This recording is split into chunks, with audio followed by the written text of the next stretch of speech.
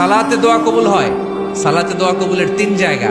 একটা হচ্ছে তাকবীরে তাহরিমার পরে আমরা সানা পড়ি না, আমরা তো একটা পড়ি, আল্লাহর হাবিব সুন্নাহ এবং নফল নামাজে আরো পড়তেন সানা, ওই দোয়া কবুল হয়। দুই নম্বর জায়গা সালাতে সেজদায় পড়ে দোয়া করলে কবুল হয়।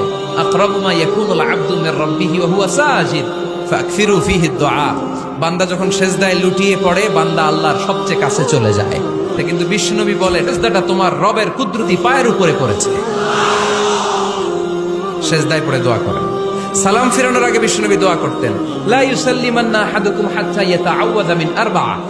আল্লাহর হাবিব বললেন, চার জিনিস থেকে পানাহ না আছে আমার কোন উম্মত যেন সালাম না ফিরায়। তারা যেন পড়ে আল্লাহুম্মা ইন্নী আউযু বিকা মিন আযাবিল কবর, আউযু বিকা মিন আযাবি জাহান্নাম, আউযু বিকা মিন ফিতনাতিল মাহইয়া ওয়াল মামাত, আউযু বিকা মিন ফিতনাতিল মাসিহিদ দাজ্জাল।